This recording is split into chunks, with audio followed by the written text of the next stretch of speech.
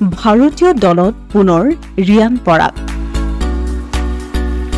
ভাৰতীয় দলত পুনৰ স্থান পালে অসম সন্তান ৰিয়ান পৰাগে। বাংলাদেশৰ বিৰুদ্ধে হ'বলগীয়া টি20 সিৰিজৰ বাবে ভাৰতীয় দলটো শনিবাৰে ঘোষণা কৰা হয়। এই দলত অসমৰ ৰিয়ান পৰাগে পুনৰ স্থান লাভ কৰিছে। বিচিচিআই শনিবাৰে আনুষ্ঠানিকভাৱে দলটো ঘোষণা কৰে। 15জনীয়া দলটোৰ নেতৃত্বত আছে বেটছমেন সূৰ্য কুমাৰ যাদৱ। আনহাতে ৰিয়ান পৰাগৰ উপৰিও এই দলত দুজনকৈ উইকেট কিপাৰ ক্ৰমে সঞ্জু চেমছন আৰু জিতেশ শৰ্মাই স্থান লাভ কৰিছে।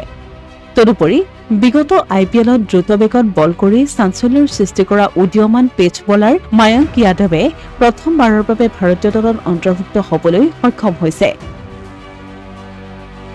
এইখিনিতে উল্লেখযোগ্য যে অসম সন্তান ৰিয়ান পৰাগে ইয়াৰ পূৰ্বে জিম্বাবৱে আৰু শ্ৰীলংকাৰ বিৰুদ্ধে খেলা টি20 আৰু এদিনীয়া দলত ভাৰতক প্ৰতিনিধিত্ব কৰিছিল। বাংলাদেশৰ বিৰুদ্ধে খেলিবলগীয়া সিৰিজটো তেওঁ ভাৰতৰ হৈ খেলিব লগা তৃতীয়টো সিৰিজ। ভাৰতে বাংলাদেশৰ বিৰুদ্ধে 3খনকৈ টি20 মেচ খেলিব। এই খেলকেইখন ক্ৰমে 6 অক্টোবৰত গোৱালিয়ৰত, 9 অক্টোবৰত নতুন দিল্লীত আৰু 12 অক্টোবৰত হায়দৰাবাদত অনুষ্ঠিত হ'ব।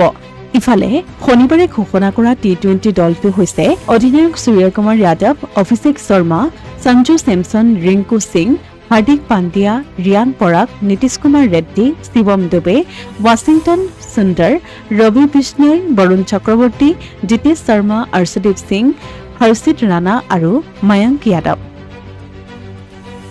Asomiya Pratidin digital desk.